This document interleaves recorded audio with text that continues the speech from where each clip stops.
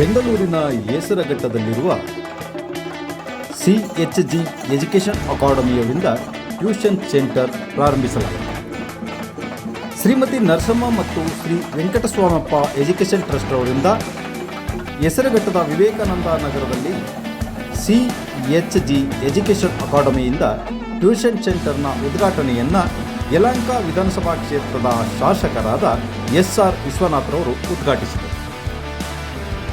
CHG education ಅಕಾಡೆಮಿಯ tuition ಸೆಂಟರ್ನ ಉದ್ಘಾಟನಾ ಸಮಾರಂಭದಲ್ಲಿ ಮುಖ್ಯ ಅತಿಥಿಗಳಾಗಿ ಮಂಡ್ಯ ವಿಶ್ವವಿದ್ಯಾಲಯದ ಕುಲಪತಿಗಳಾದ ಪ್ರೊಫೆಸರ್ ಶಿವಚಿತ್ತಪ್ಪನವರು, ಪ್ರಖ್ಯಾತ ವೈದ್ಯರು ಹಾಗೂ ರಾಜ್ಯ ಒಕ್ಕಲಿಗರ ಸಂಘದ ನಿರ್ದೇಶಕರಾದ ಡಾಕ್ಟರ್ ಅಂಜನಪ್ಪ, ಮಂಡ್ಯ ವಿಶ್ವವಿದ್ಯಾಲಯದ ರಿಜಿಸ್ಟರ್ಡ್ ಮೌಲ್ಯಮಾಪನ ಪ್ರೊಫೆಸರ್ GV ವೆಂಕಟರಾಮ್, ಕರ್ನಾಟಕ ರಾಜ್ಯ ವೈಜ್ಞಾನಿಕ ಸಂಶೋಧನಾ ಪರಿಷತ್ತಿನ ಸಂಸ್ಥಾಪಕ ಅಧ್ಯಕ್ಷರಾದ ಡಾಕ್ಟರ್ ಹುಲಿಕಲ್ ನಟರಾಜ್, ಬೆಂಗಳೂರು ನಗರ ಜಿಲ್ಲಾ ಪಂಚಾಯತ್ ಮಾಜಿ ಅಧ್ಯಕ್ಷರಾದ ಚೊಕ್ಕನಹಳ್ಳಿ ವೆಂಕಟೇಶ್ರವರು, ವಿಜಯಜ್ಯೋತಿ ಸಮೂಹ ಶಿಕ್ಷಣ ಸಂಸ್ಥೆಯ ಸಂಸ್ಥಾಪಕರಾದ ಡಾಕ್ಟರ್ ಶ್ರೀರಾಮಚಂದ್ರ ಹಾಗೂ ಹೆಸರಘಟ್ಟ ಗ್ರಾಮ ಪಂಚಾಯತ್ ಸದಸ್ಯರಾದ HK ಪ್ರಭಾಕರ್, ಹೆಸರಘಟ್ಟ ಗ್ರಾಮ ಪಂಚಾಯತ್ ಅಧ್ಯಕ್ಷರಾದ HC ರಜನಿ ಹಾಗೂ ಗ್ರಾಮ ಪಂಚಾಯತ್ ಸದಸ್ಯರು ಉಪಸ್ಥಿತರಿದ್ದರು.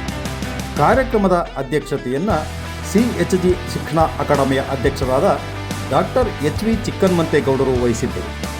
ಕಾರ್ಯಕ್ರಮದಲ್ಲಿ ಸ್ವಾಗತವನ್ನು ಸ್ವಾತಿ C ಹಾಗೂ ವಂದನಾರ್ಪಣೆಯನ್ನು HC ಚೈತ್ರಾರವರು ನಡೆಸಿಕೊಟ್ಟರು.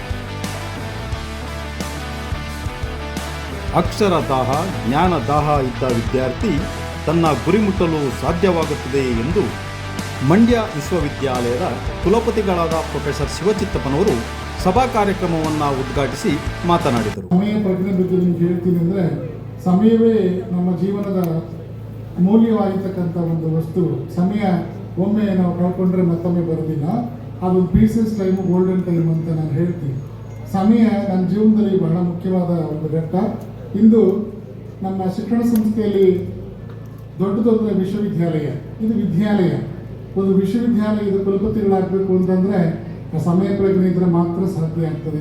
ನಾನು ತುಮಕೂರು ಜಿಲ್ಲೆಯ ಪಾವಗಡ ತಾಲೂಕಿನ ಒಂದು ಕುಗ್ರಾಮದವನು. ನಮಗೆ ಶಿಕ್ಷಣ ಅಂದರೆ ಆವಾಗ ಮರೀಚಿಕೆಯಾಗಿತ್ತು. ಶತಮಾನಗಳ ಅನಕ್ಷರತೆಯ ಶಾಪಕ್ಕೆ ಒಳಗಾದಂಥ ಅದೆಷ್ಟೋ ಕುಟುಂಬಗಳು ಇನ್ನೂ ಇವೆ. ಅಂತಹ ಕುಟುಂಬದಿಂದ ಬಂದಂಥವನು ನಾನು. ಯಾವುದೇ ರೀತಿಯಾದಂಥ ರಾಜಕೀಯ ಪ್ರಾಬಲ್ಯ ಇಲ್ಲದೇ ಇದ್ರೂ ಕೂಡ ನನ್ನ ಒಂದು ಜ್ಞಾನದ ಮತ್ತು ಸಮಯದ ಒಂದು ಪ್ರಜ್ಞೆಯಿಂದ ಇವತ್ತು ಅತ್ಯುನ್ನತವಾದಂಥ ಸ್ಥಾನ, ಕುಲಪತಿ ಸ್ಥಾನವನ್ನು ನಾನು ಅಲಂಕರಿಸಿದ್ದೇನೆ. ಅದಕ್ಕೆ ನನ್ನ ಒಂದು ಆ ಸಮಯ ಪ್ರಜ್ಞೆ, ನನಗಿರ್ತಕ್ಕಂಥದ್ದು ಜ್ಞಾನದ ಒಂದು ದಾಹ. ಇವತ್ತು ಕೂಡ ಜ್ಞಾನ ದಾಹ ಇದೆ. ಒಂದು MA, MBA, MPhil, PGDCA, PhD ಇಷ್ಟು ಡಿಗ್ರಿ ಮಾಡಿದರೂ ಕೂಡ ನಾನು ಇನ್ನೂ ಕೂಡ ಬರಿಬೇಕು, ಓದಬೇಕು ಅನ್ನುವಂಥ ಒಂದು ದಾಹ ನನಗಿದೆ.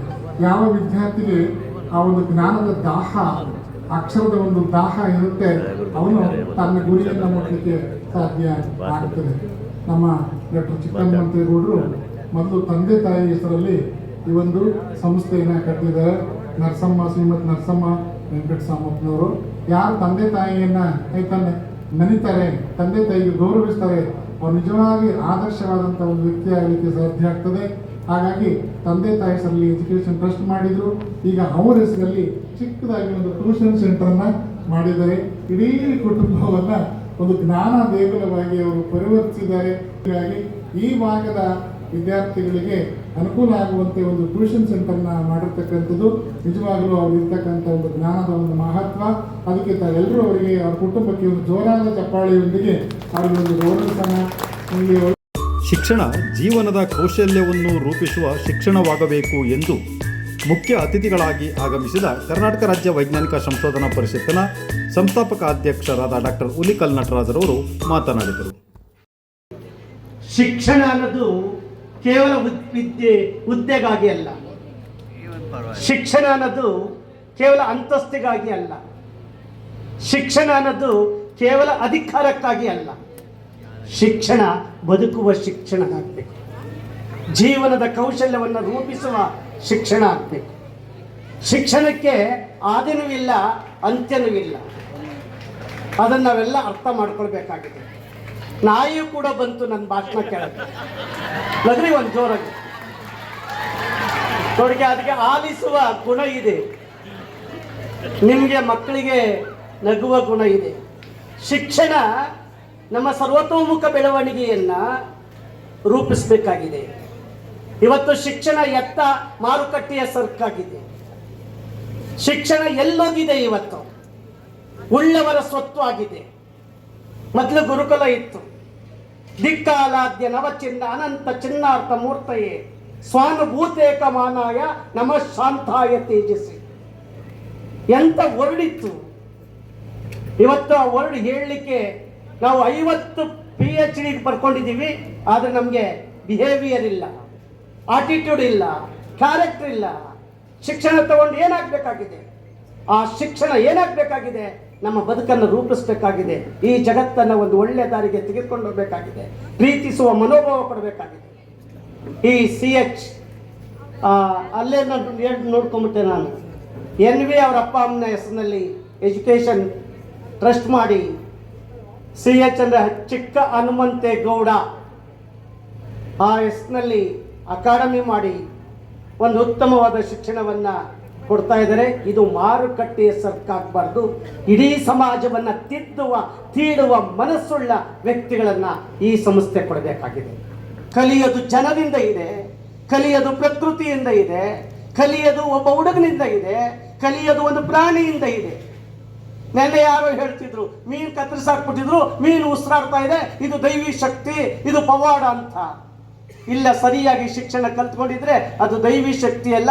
ಮೀನಿಗೆ ಕಿವಿನಲ್ಲಿ ಉಸಿರಿರುತ್ತೆ, ಅಲ್ಲಿ ಹಾರ್ಟೇ ಇರಲ್ಲ, ಅದು ಬದುಕುತ್ತದು, ಸಹಜ ಕ್ರಿಯೆ.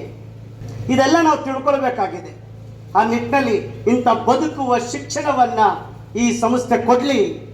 ಈ ಸಂಸ್ಥೆ ಮುಂದೊಂದು ದಿನ ವಿಶ್ವವಿದ್ಯಾಲಯ ಆಗಲಿ. CHG ಎಜುಕೇಷನ್ ಅಕಾಡೆಮಿಯ ಟ್ಯೂಷನ್ ಸೆಂಟರ್ ಪ್ರಾರಂಭವಾಗಿರುವುದು ಸಂತೋಷಕರ.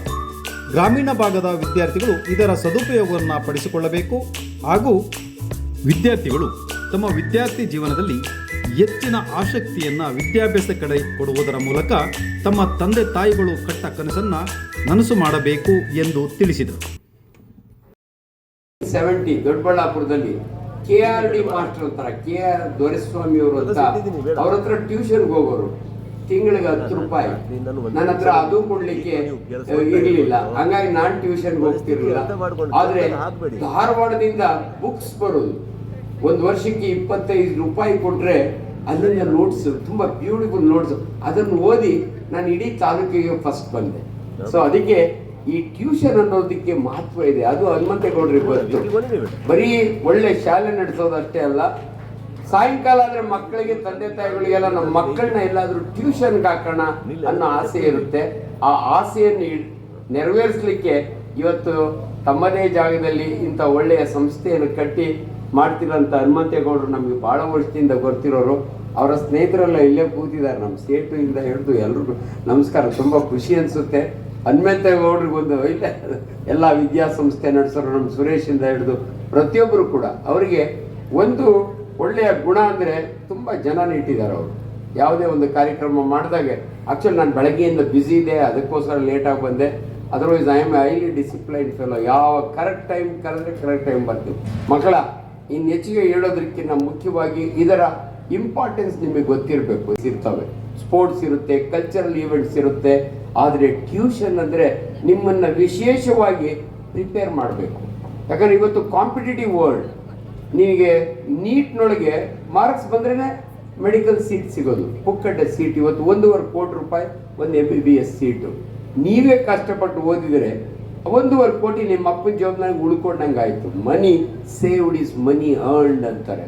ಸೊ ನಿಮ್ಗೊಂದು ಅವಕಾಶ, ಮಕ್ಕಳಿಗೆ ನಿಮ್ಮ ತಂದೆ ತಾಯಿಯ ದುಡ್ಡನ್ನು, ಕಷ್ಟಪಟ್ಟು ದುಡ್ದ ದುಡ್ಡನ್ನು ಮೆಡಿಕಲ್ ಕಾಲೇಜಿಗೆ ಕಟ್ಟಬಾರ್ದು, ಪ್ರೈವೇಟ್ಗೆ. ಅಂದರೆ ಇಂಥ ಸಂಸ್ಥೆಯನ್ನು ಉಪಯೋಗಿಸ್ಕೊಂಡು ನೀವು ಚೆನ್ನಾಗಿ ಓದಿದರೆ ಅದರಿಂದ ನಿಮಗೆ ಬಹಳ ಅನುಕೂಲ ಆಗುತ್ತೆ ಅನ್ನೋ ಉದ್ದೇಶದಿಂದ ಮಾಡಿ. It's not a commercial centre. ಚಿಕ್ಕಹನುಮಂತೇಗೌಡರು ದೇವರು ಚೆನ್ನಾಗಿಟ್ಟಿದ್ದಾನೆ. ನಿಮ್ಮಿಂದ ದುಡ್ಡು ಸಂಪಾದನೆ ಮಾಡಿ ಅವರು ರಿಚ್ ಆಗಬೇಕು ಅಂತ ಮನಸ್ಥಿತಿ ಇಲ್ಲ. ಇವತ್ತು ಅವ್ರನ್ನ ಹೊಗಳಲಿಕ್ಕೆ ನಾನು ಮಾತಾಡ್ತಿಲ್ಲ, ನಾವೆಲ್ಲ ಒಟ್ಟಿಗೆ ಇರ್ತೀವಿ. ಇಷ್ಟೂ ಜನ ಅನೇಕ ಕಾರ್ಯಕ್ರಮಗಳಲ್ಲಿ ಒಟ್ಟಿಗೆ ಇರ್ತೀವಿ. ಅವರವರ ಮೆಂಟಾಲಿಟಿ ನಮಗೆ ಚೆನ್ನಾಗಿ ಗೊತ್ತಿರುತ್ತೆ. ಆದ್ದರಿಂದ ಇವತ್ತಿನ ಈ ಸಂಸ್ಥೆ ಎಷ್ಟೋ ಜನ ವೇದಿಕೆ ಮೇಲೆ ಅನೇಕ ಕಣ್ಣೀರು ಕೊಡ್ತಿದ್ದಾರೆ. ಒಬ್ರಿಗಿನ್ನ ಒಬ್ಬರು ವಿದ್ಯಾವಂತರು, ವಿದ್ಯಾ ಸಂಸ್ಥೆಗಳು ನಡೆಸಿರುವಂಥ ಶ್ರೀರಾಮಚಂದ್ರ ಕೂತಿದ್ದಾರೆ. ಇವರೆಲ್ಲವರನ್ನು ಈ ಕಾರ್ಯಕ್ರಮ ತುಂಬ ಯಶಸ್ವಿಯಾಗಿ ನಡೀಲಿ ಅಂತ ಆಶಿಸಿ ಬಿಟ್ರೆ ಸಾಕು. ಇವತ್ತಿನ ಈ ಕಾರ್ಯಕ್ರಮದಲ್ಲಿ ನಮ್ಮ ಮಾತನ್ನು ಕೇಳುವಂಥ ಕಾನ್ಸಂಟ್ರೇಷನ್ ನಿಮಗಿದ್ರೆ ಸಾಕು, ನೀವು ಏನು ಬೇಕಾದ್ರೂ ಸಾಧಿಸ್ಬೋದು ಅಂತ. ಈ ಸಂದರ್ಭದಲ್ಲಿ ಶಾಲಾ ಮಕ್ಕಳಿಂದ ವಿವಿಧ ಸಾಂಸ್ಕೃತಿಕ ಕಾರ್ಯಕ್ರಮಗಳನ್ನು ನಡೆಸಲಾಯಿತು. ಶಿಕ್ಷಣ ಕ್ಷೇತ್ರ ಹಾಗೂ ಇನ್ನಿತರ ಕ್ಷೇತ್ರಗಳಲ್ಲಿ ಸಾಧನೆಗೈದ ಹಲವಾರು ಗಣ್ಯ ವ್ಯಕ್ತಿಗಳನ್ನು ಗೌರವಿಸಲಾಯಿತು. ದೇವ್ರ ಕೊಟ್ಟ ಬೆಸ್ಟ್ ಗಿಫ್ಟ್ ಅಂದ್ರೆ ನಮ್ಮಪ್ಪ. Daddy is my best gift, best father, best friend.